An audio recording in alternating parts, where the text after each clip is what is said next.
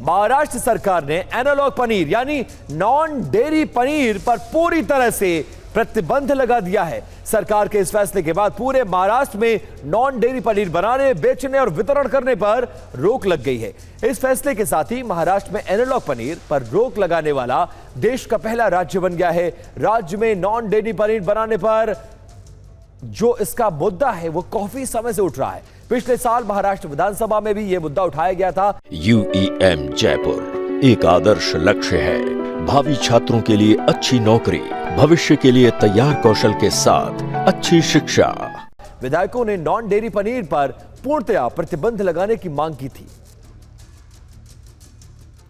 30 जुलाई 2026 का जो महाराष्ट्र सरकार का गैजेट है उसमें FDA कमिश्नर ने ये क्लियरली स्टेट किया है कि महाराष्ट्र में पनीर पे रोक लगाने के लिए हम लोगों ने मेनू कार्ड में एक चीज, मेनू कार्ड में एनालॉग पनीर, एनालॉग चीज का क्लियर मेंशनिंग होना चाहिए, ये ऑर्डर निकाला था। लेकिन इसके इम्प्लीमेंटेशन को कुछ लिमिटेशंस आ रहे हैं और ये सब ध्यान में रखते हुए महाराष्ट्र में एनालॉग चीज, एनालॉग पनीर, आर्टिफिशियल पनीर को पूरी तरीके से प्रतिबंधित, पूरी तरीके से रोक लगाई गई है।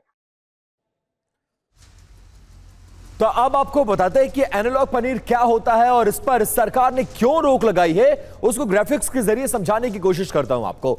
एनालॉग पनीर पर क्यों लगी रोक ये जानिए सबसे पहले, क्योंकि असली पनीर की ये एक तरह से नकल होती है। ये दूध से बना हुआ पनीर नहीं होता है, पाम ऑयल से बनाया जाता है और गाढ़ेपन के लिए स्टार्च का इसमें इस्तेमाल किया जाता है। यह सेहत के लिए बहुत ज्यादा नुकसानदायक होता है। असली पनीर के मुकाबले इसकी कीमत बहुत कम होती है, आधे दाम पर यह बिकता है। और एनालॉग पनीर दिल के लिए घातक बताया जाता है, कोलेस्ट्रॉल को बढ़ाता है, वजन बढ़ाता है और इसीलिए इस नकली पनीर पर मांग यह कहा गया था कि इस पर रोक लगाया जाए और उस पर अब सरकार ने फैसला ले लिया है। पूरे महाराष्ट्र में एनालॉग पनीर पर पूरी तरह से वितरण पर, इसके उत्पादन पर अब रोक लगा दी गई है।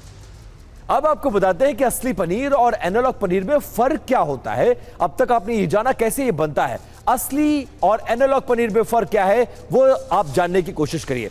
असली पनीर और एनालॉग पनीर ये दो कॉलम्स हैं। ताजे दूध से बनता है असली पनीर, लेकिन एनालॉग पनीर कई चीजों को मिक्स करके बनाया जाता है।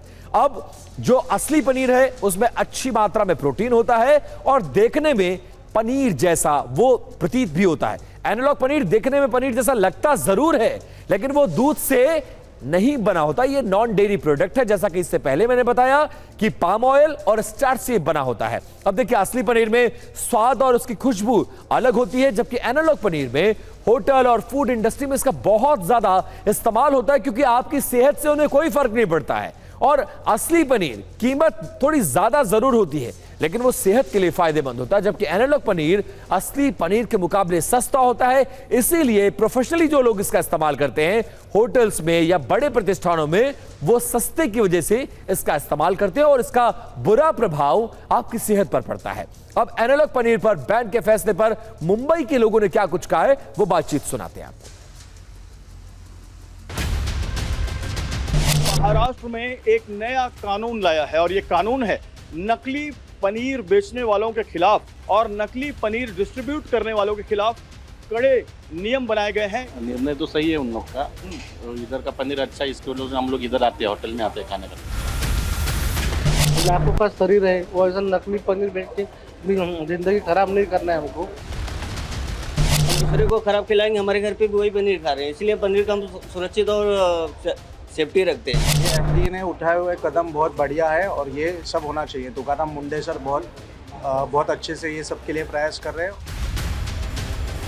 बहुत सारे कस्टमर हैं, सभी ये कह रहे हैं कि हमारा लाखों का शरीर है और अगर हम नकली पनीर खाएंगे तो बिल्कुल नकली पनीर नहीं चलेगा।